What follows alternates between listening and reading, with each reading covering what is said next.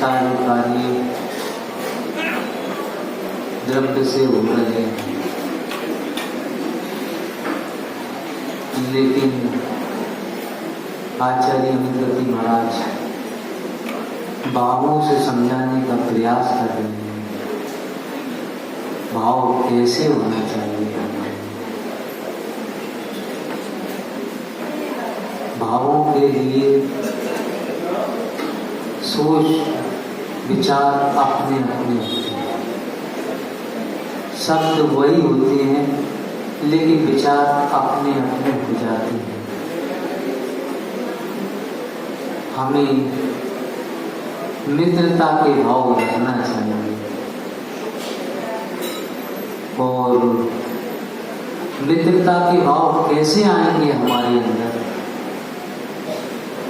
त्रिमूल भाव कैसे आएंगे,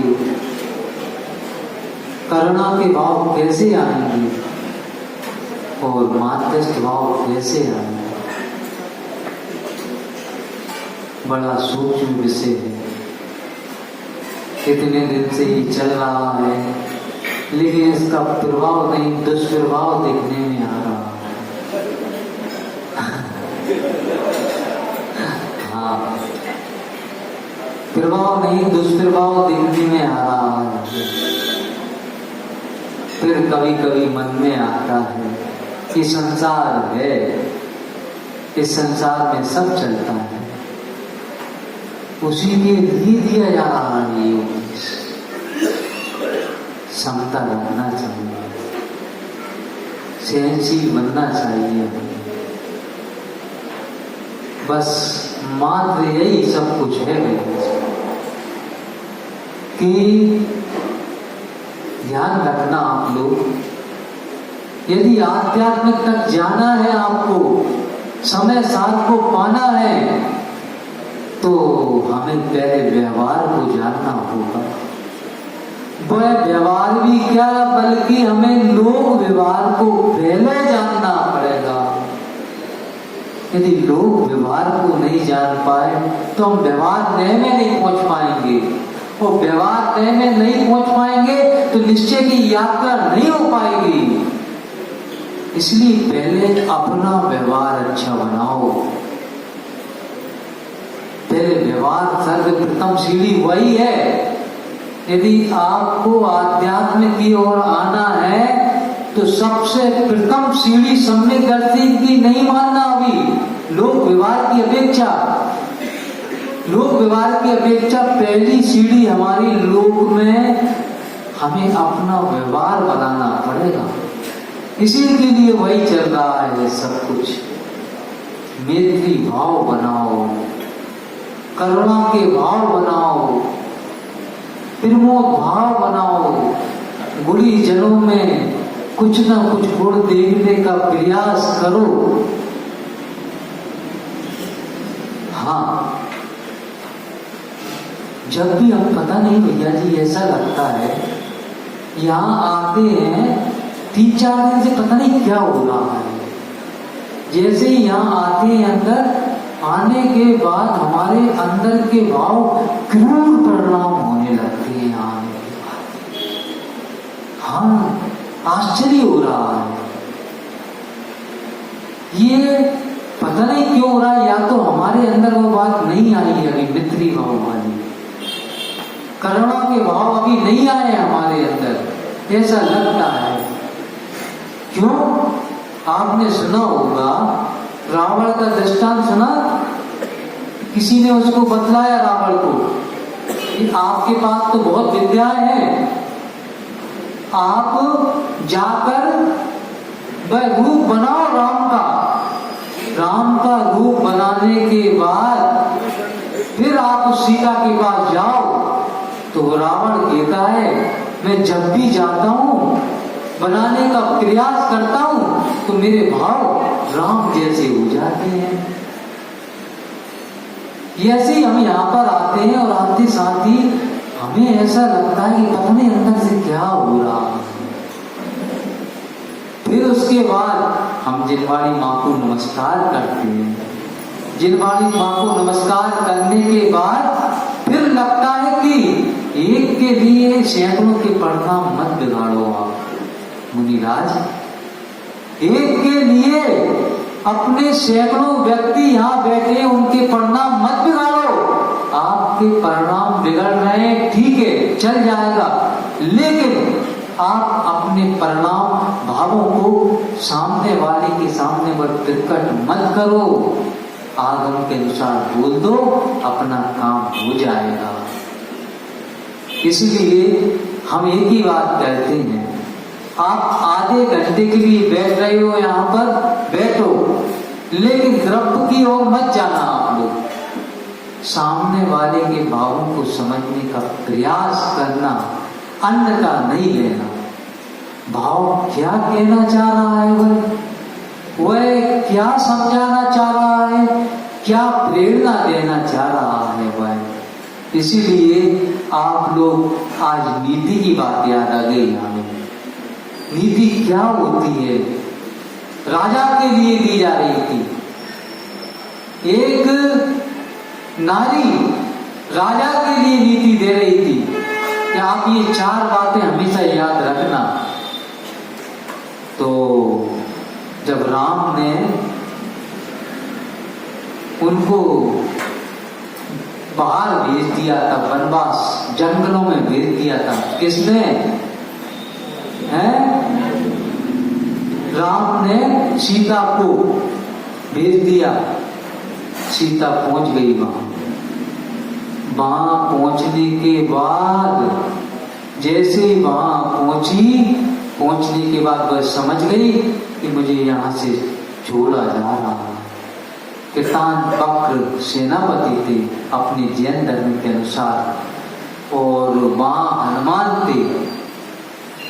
तो जैन धर्म के अनुसार ग्रंथों में आया है, पद्म पुराण जी में, कि सीता को जब छोड़ दिया, छोड़ने के बाद सीता ने एक संदेश दिया। जो आप समझ रहे हैं वह संदेश नहीं था। क्या बताओ? आप ये कहेंगे धर्म को नहीं छोड़ना, नहीं, ये एक बात और बतलाई थी उन्होंने। वह बात क्या बतलाई थी? जब वह जाने लगा तो उन्होंने कहा आप ये नीति लेकर जाओ और राम को बतला देना, राजा राम को ये 4 बातें हमेशा याद रखें यदि जीवन में सफल होना है। अब अपनी अपनी अपेक्षा से ग्रहण करना है सभी को, किसको कैसे ग्रहण करना है वह भी, उसका उपाय भी हम बतलाएंगे आपको। सबसे पहले ध्यान रखना, पद्म पुराण अनुशीलन है, उसमें बतलाया है, एक श्लोक दिया है, और सीता संदेश दे रही थी, नीति संदेश राजा राम के लिए, राजा के लिए दी जा रही थी। ये वहां क्या दिया जा रहा था पता है? कि वह कह रही थी, 4 बातें बतलाई थी कि आप राम को संदेश दे देना, ये बात हमेशा याद रखें। वह यदि उन्होंने 4 बातें याद रख ली, वह हमेशा सफल बने रहेंगे। तो उन्होंने कहा कौन सी माता, कौन सी बातें हैं वह? तो उन्होंने कहा भजस्व प्रस्खलन दाने प्रीति योगे निजम जन्म, भजस्व प्रस्खलन दाने प्रीति योगे निजम जन्म, परम च शील योगेन, परम च शील योगेन मित्रम सद्भाव में सेवने, मित्रम सद्भाव सेवने। ये 4 बातें नीति बड़ी अच्छी थी। वहां 4 लोगों के लिए संदेश दिया जा रहा था कि यदि कोई दुष्ट प्रवृत्ति का व्यक्ति है, कोई दुष्ट प्रवृत्ति का व्यक्ति है, अपने स्वभाव को नहीं छोड़ रहा है, तो आप उसे कुछ देकर प्रसन्न करना, उसको वश में करना, कुछ देकर। कुछ देकर का क्या? दुष्ट प्रवृत्ति का व्यक्ति है तो उसको कैसे प्रसन्न करना है? तो उन्होंने ये बतलाया है सीता ने किसके लिए? राजा राम के लिए, कि दुष्ट प्रवृत्ति को, लोगों को आपको देकर उसको बस में रखना। लेकिन यहाँ क्या चल रहा है? मुनिराज की चिंतन के अनुसार दुष्ट प्रवृत्ति का ध्यान रखना मुनिराजों की नजर में कोई व्यक्ति नहीं होता है। वह तो बस एक ही बात जानते हैं कि द्रव्य चेत काल भाव के अनुसार परिवर्तन होता है स्वभाव में। हम अपने अनुसार के अनुसार कोई परिवर्तन नहीं कर सकते हैं, लेकिन नीति बतलाई थी उन्होंने। अब किसे कैसे ग्रहण करना है वो अपने हिसाब से जानो। अब सुनिए, फिर उसके बाद उन्होंने बोला यदि कोई सज्जन व्यक्ति है, क्या कहा? सज्जन व्यक्ति है तो सज्जन व्यक्ति को आप कैसे अनुकूल रखेंगे?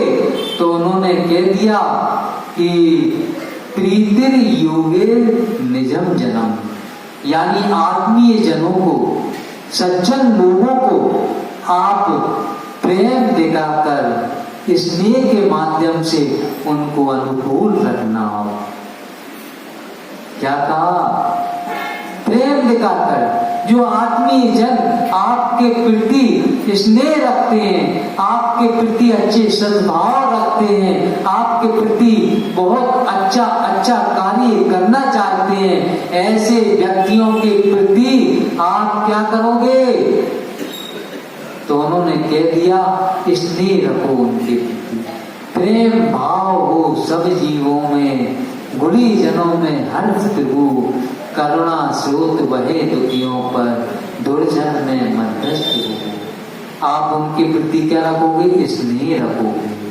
फिर उसके बाद उन्होंने कहा कि यदि कोई शत्रु है, कोई यदि शत्रु है तो ध्यान रखना ये सभी के लिए है, हम सभी के लिए, आप सभी के लिए। कितना अच्छा संदेश दिया था भैया जी, हमें बहुत अच्छा लगता है। परम चाशील योगेन, यानी उन्होंने कहा शत्रुओं को बस में करने का एक ही माध्यम है। वह माध्यम कौन सा है पता है? वह माध्यम है कि आप अपना चरित्र, अपना व्यवहार, अपना शील उत्तम रखना, सब लोगों के प्रति अच्छे भाव रखना, अपना व्यवहार इतना अच्छा बना के रखना कि यदि आलोचक आपकी निंदा भी करें, चाहे सामने चाहे पीछे, तो कोई दूसरा व्यक्ति उसकी बात ना माने।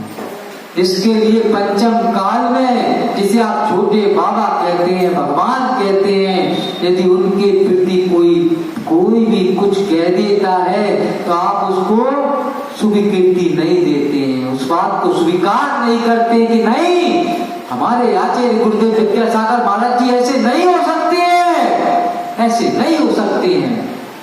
क्योंकि उन्होंने अपना जीवन जो जिया है वह कैसा जिया है बताओ?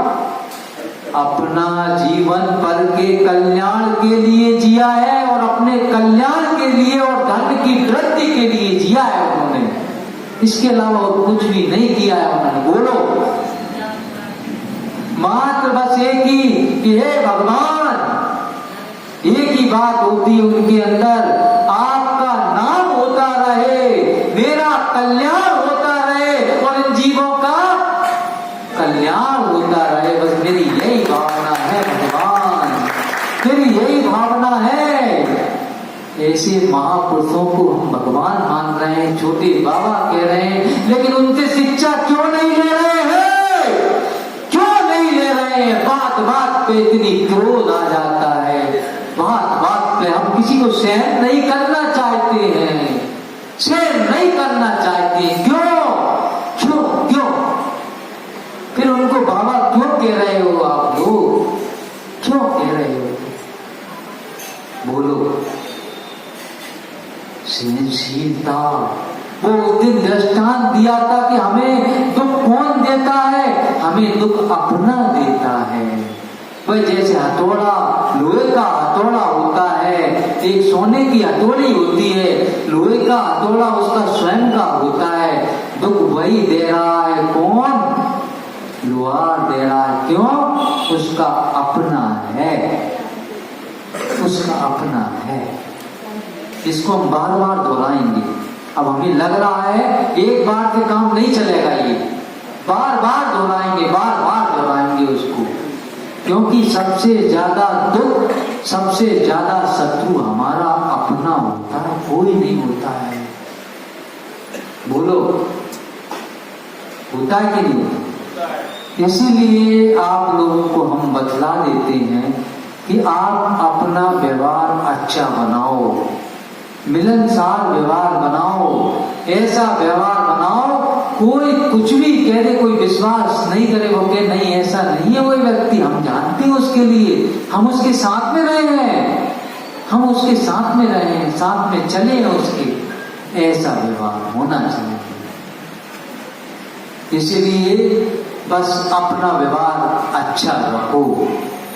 यदि आपको ध्यान रखना परम चशील योगेन, यदि आपको शत्रुओं को वश में करना है, जितने भी आपके शत्रु हैं आप समझते हैं जिनको, कोई शत्रु किसी का नहीं है। वैसे कर्म सिद्धांत के अनुसार शत्रु जो हम लड़ाई करते हैं, जो हमको एक दूसरे को बैर की दृष्टि से देखते हैं, पद्म पुराण का ग्रंथ का अध्ययन करना, एक बार नहीं बार बार पढ़ना, एक बार पढ़ने से ज्ञान नहीं होता है, एक बार पढ़ने से मात्र इतना समझ में आता है कि उसमें वैराग्य है, परिवार के जनित परिवार संबंधी बातें हैं, लेकिन जब बार बार पढ़ते हैं तो वह हमारे हृदय में ऐसा बस जाता है कि नहीं ये बात सही है। जो आगम में कहा है, पद्म पुराण जी में कहा है आचार्य रवि सेन महाराज ने, ये बात मिथ्या नहीं हो सकती, अन्य बात नहीं हो सकती, उन्होंने सत्य कहा है। हमें अपना व्यवहार बनाना है परम चशील योगेन, हमें ऐसा व्यवहार बनाना है, हमें ऐसा उत्तम शील रखना है, निर्दोष चर्या रखना है, निर्दोष आचरण रखना है हमें अपना।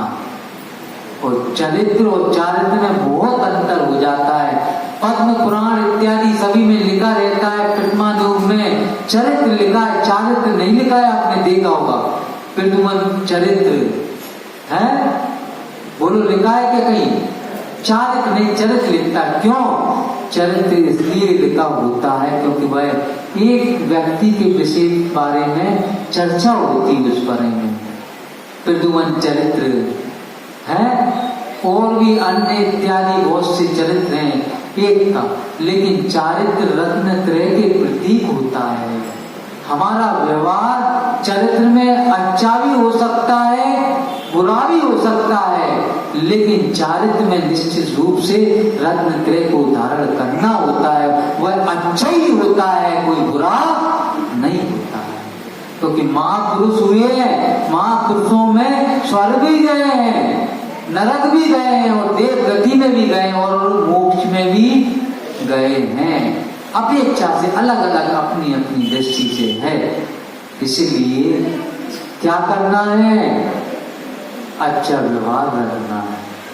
चौथा संदेश क्या दिया सीता ने राजा राम को? चौथा संदेश दिया है मित्रों को। क्या संदेश दिया है? मित्रम सद्भाव सेवने, यानी उन्होंने कह दिया है कि मित्रों को मैत्री भाव रख के, प्रमोद भाव रख के, करुणा के भाव रख के उनको अनुकूल रखना, उनको अनुकूल रखना। ऐसे भाव हमें अच्छे रखना चाहिए।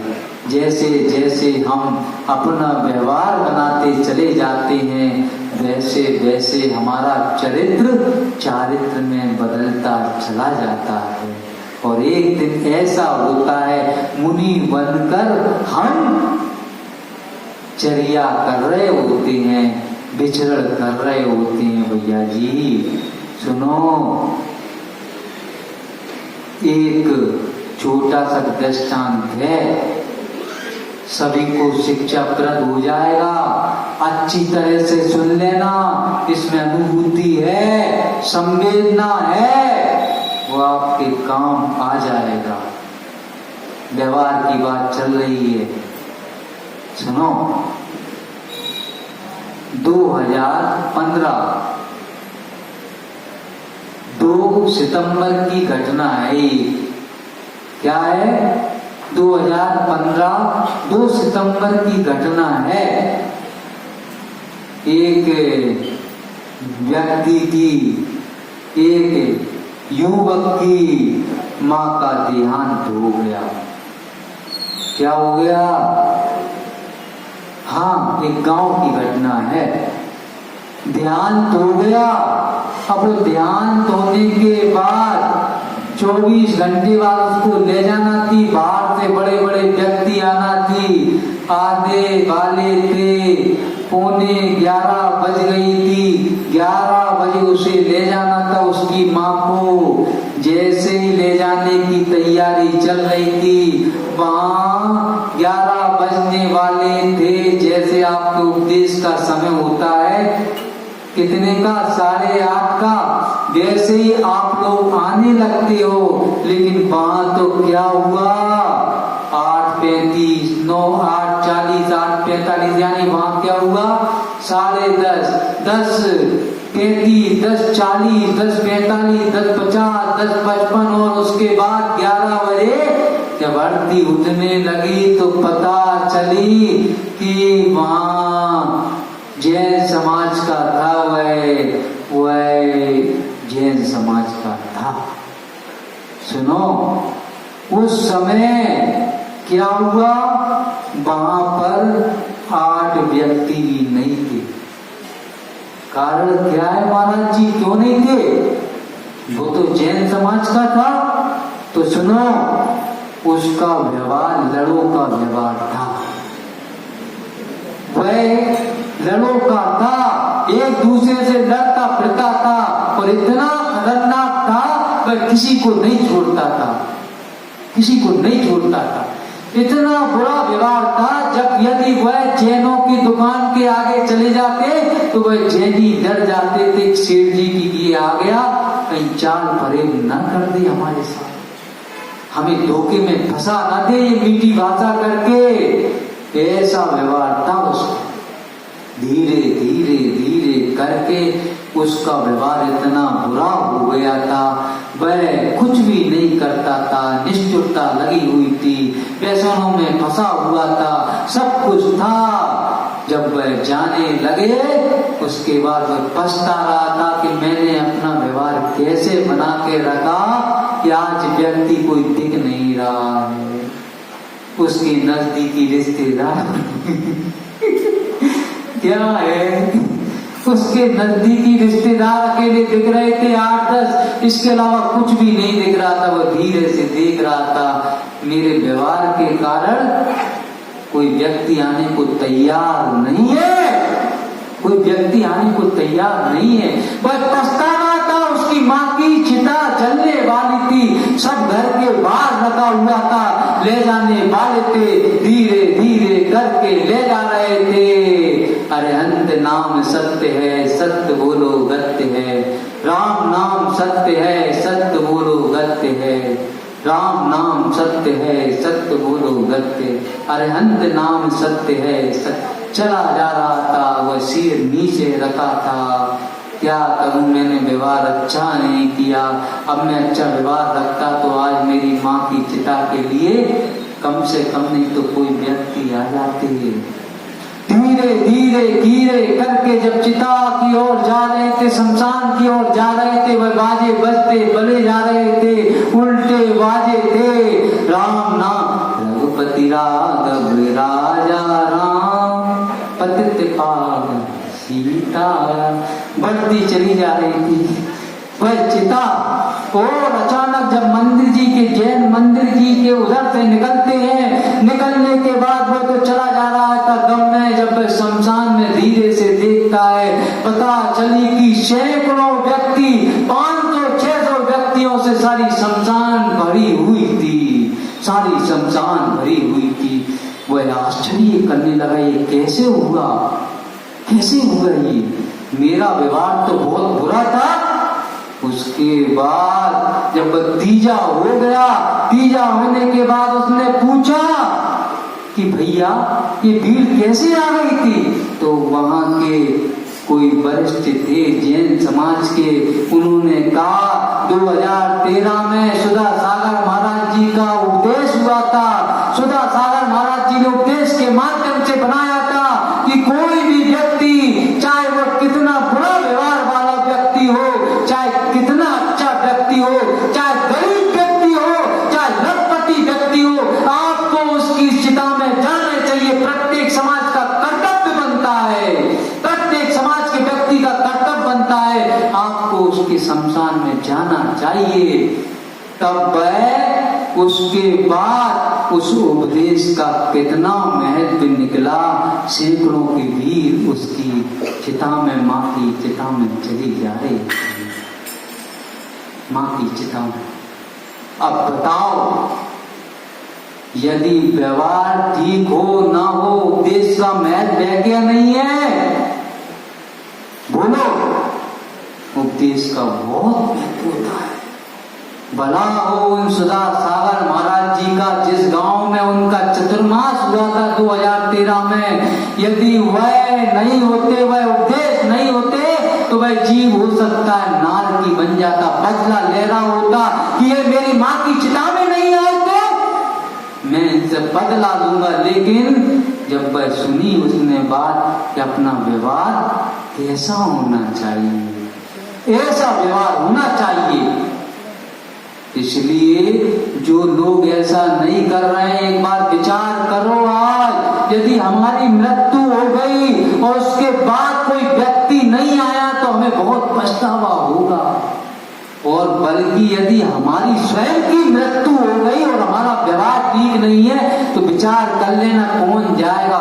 जाएगा भी तो पीठ पीछे यही कहेगा ये बहुत जालिम था, इसका व्यवहार ठीक नहीं था, ये बहुत लोभी था, पैसे छोड़ने में लगा रहता था हमेशा, बहुत लोभी था, ये लड़ूका था, कलह करने वाला था, दुर्भावना वाला था। ये व्यक्ति जा तो रहे चिता में, लेकिन विचार कैसे चल रहे हैं बताओ। विचार जिस जैसी क्रिया हमारी होती है, यद क्रियते तत् कर्मा, जैसे कर्म हमारे होंगे वैसे सामने वाले के विचार बनते चले जाते हैं। इसलिए ध्यान रखना, आप लोगों के लिए आज की शिक्षा इतनी काफी, आज जल्दी छोड़ेंगे हम, हमारा मैटर पूरा हो गया है, हमारा मैटर अच्छा हो गया है। कहीं ऐसा ना हो कोई शब्द ऐसा निकल जाए और आपको ठेस लग जाए। इसलिए आज की शिक्षा हमने यही ली, अच्छा व्यवहार बनाओ, व्यवहार बनाओ। अच्छा व्यवहार बनाने से आपके प्रति यदि आपकी चिता भी जाल रही होगी तो पीठ पीछे लोग कहेंगे नहीं वह कितने अच्छे व्यक्ति थे, बड़े व्यवहारशील व्यक्ति थे। ऐसा व्यवहार हमें भी रखना है जिससे अंतिम समय में कम से कम नहीं तो हमारे परिणाम भी अच्छे हो, दूसरों के परिणाम विचार भी अच्छे हो। इसलिए ये छोटी सी घटना थी, किसी कहानी कथा में पढ़ने में नहीं आई है, एक छोटी सी अनुभूति थी तो सामने आपके रख दिए। अब अच्छी लगे तो ले जाना और अपने जीवन में उतारना, अन्यथा ये संत का मेला बड़ा कोई काम का नहीं रहेगा। मेले में आयो, संतों के त्यागी व्यक्तियों के मेले में आयो, यहाँ से आज यदि अपना व्यवहार लेकर नहीं गए, वो माँ की चिता याद करते रहना, कहीं मेरी माँ की मृत्यु होगी, कोई आए नहीं आए। कोई सुधा सागर जैसे पुंगव मुनिराज तो है नहीं है, अब उनकी वाणी भी नहीं दिखने में आ रही, क्योंकि वह अब उत्तर प्रदेश की ओर चले गए हैं। मुनि श्री वहां चले गए, आचार्य श्री महाराज चले गए। अब हमारा रक्षक कौन है? हमारा रक्षक हमारी आत्मा हो सकती है, इसके अलावा कोई नहीं हो सकता है। आत्मा हमारी रक्षक होगी।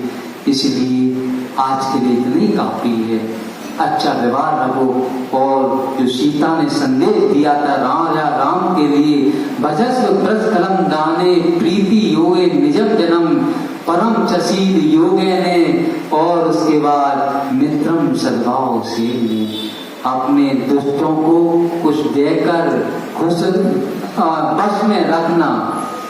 दुष्ट कोई नहीं है, दुष्ट स्वभाव होता है, वह द्रव्य छेद काल भाव के अनुसार परिवर्तन होता है जैन दर्शन के अनुसार। इसलिए हम अपने अंदर सुधार करने का प्रयास कर सकते हैं। उसके बाद सज्जन व्यक्ति है तो आप उनको प्रेम से, स्नेह से अच्छी अच्छी बातें करके उनको अपने अनुकूल रखना। और यदि कोई शत्रु है तो अपना व्यवहार इतना अच्छा बना के रखो, कोई व्यक्ति कुछ भी कहते कोई विश्वास ना करे। और उसके बाद मित्रों को कैसे रखना है, मैत्री भाव रख के, करुणा के भाव रख के, और उसके बाद माध्यस्थ भाव रख के, प्रमोद भाव रख के अपने अच्छे परिणाम रखना, और इससे आपका काम हो जाएगा। आज के लिए हम भी आपसे फ्री हो गए हैं, अब अपनी साधना में लग जाएंगे और पर्याय शेष रहेगी तो इन विषयों पर और विशेष चर्चा होगी। अभी तो बोलो नवी शताब्दी के आचार्य अमित गति महाराज की जय।